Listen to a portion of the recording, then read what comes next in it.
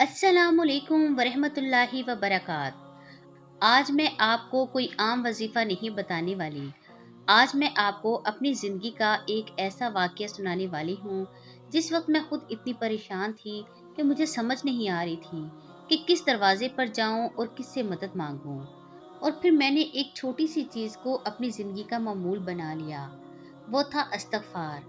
और यकीन करें कि मेरी सबसे बड़ी तब्दीली ये नहीं थी कि मेरे सारे मसले एक ही दिन में ख़त्म हो गए, बल्कि मेरी सोच, मेरा दिल और अल्लाह पर मेरा भरोसा बदल गया। तो आज मैं आपको शुरू से अपनी बात बताती हूँ।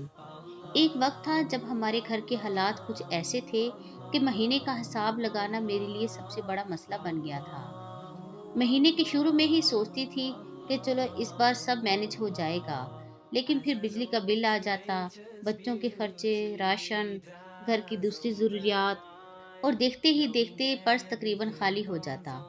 एक दिन मुझे याद है जब मैं किचन में खड़ी थी और मैंने अलमारी खोली। राशन देखकर मैंने दिल में सोचा, या अल्लाह, ये महीना कैसे गुजरेगा? इतने में घर से आवाज़ आई, अम्मी चाय बन गई? मैंने जवाब दिया, हाँ बेटा, बस बन रही है। लेकिन अंदर से मेरा दिमाग कह रहा था कि चाय तो बना दूंगी, लेकिन आगे आगे ये सब कैसे चलेगा? मैं बाहर से बिल्कुल नॉर्मल बनने की कोशिश कर रही थी, लेकिन अंदर से इतनी परेशान थी कि क्या बताऊं।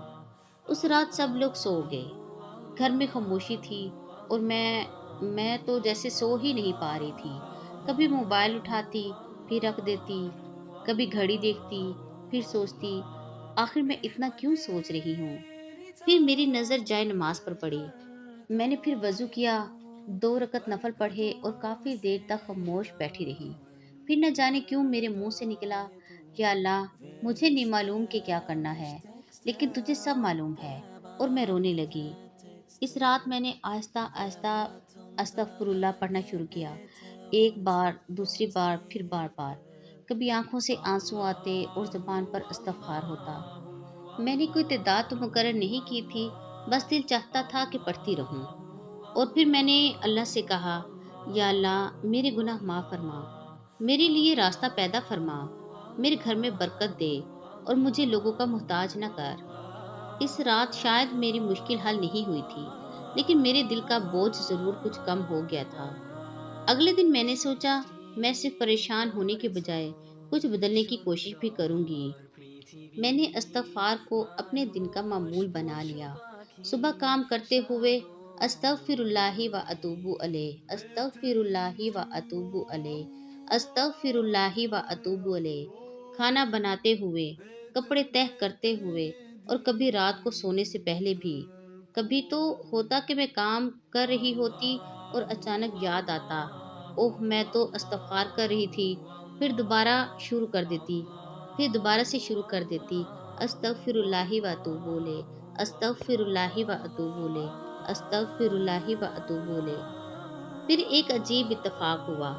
कुछ दिन बाद एक काम ऐसा जिसके बारे में मैं काफ़ी अरसे से परेशान थी, अचानक इसमें पेशरफ्त हुई। एक रास्ता खुला जिसकी मुझे उम्मीद नहीं थी।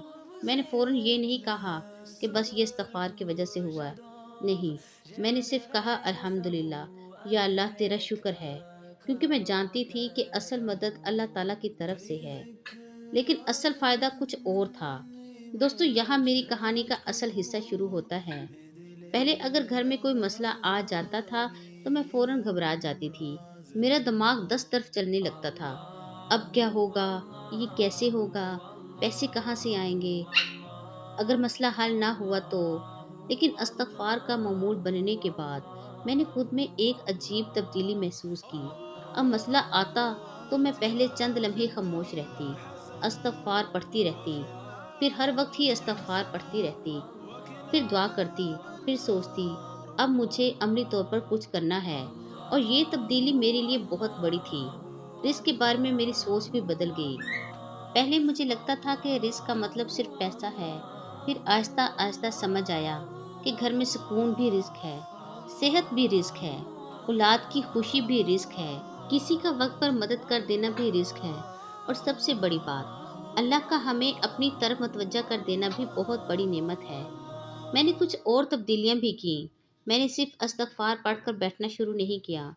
میں نے اپنے اخراجات کو دیکھا، غیر ضروری چیزیں کم کی، جہاں جائز طریقے سے کام یا آمدنی کا موقع ملا اسے تلاش کیا، گھر کے معاملات بہتر کرنے کی کوشش کی اور سب سے بڑھ کر نماز اور دعا کو اپنی زندگی میں زیادہ اہمیت دی، کیونکہ میں نے یہ سمجھ لیا تھا کہ صرف زبان سے استغفار کرنا اور اپنی زندگی میں کوئی تبدیلی نہ لانا کافی نہیں ہے۔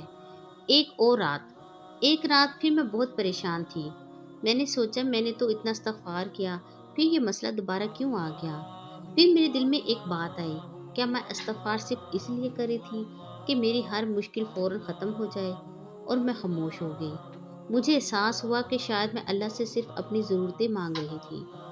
اس دن میں نے کہا کہ یا اللہ، مجھے صرف اپنی مشکل سے نجات نہیں چاہیے، مجھے اپنا قرب بھی چاہیے، میرے گناہ معاف فرما اور مجھے اپنے قریب کر دے۔ اور میرے لیے استغفار کا مطلب اسی دن ہی بہت بدل گیا تھا۔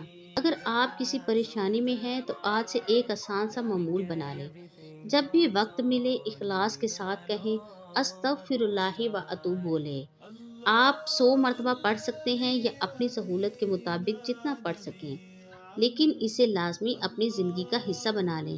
استغفار کا اصل مقصد اللہ تعالیٰ سے معافی مانگنا اور اس کی طرف رجوع کرنا ہے، اور ساتھ اپنی جائز کوشش بھی کرتے رہیں۔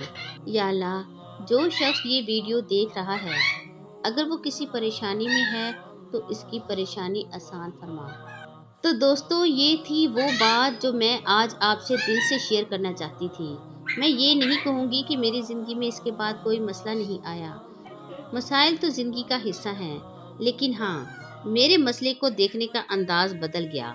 اب پریشانی آتی ہے تو میں ٹوٹنے سے پہلے اپنے رب کی طرف دیکھتی ہوں اور زبان پر فوراً آ جاتا ہے استغفر اللہ و اتوب بولے۔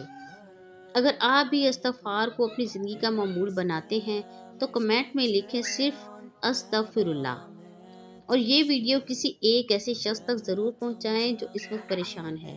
ہو سکتا ہے اسے بھی آج صرف ایک چھوٹی سی یاد دہانی کی ضرورت ہو۔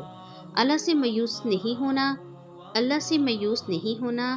اللہ حافظ، فی امان اللہ۔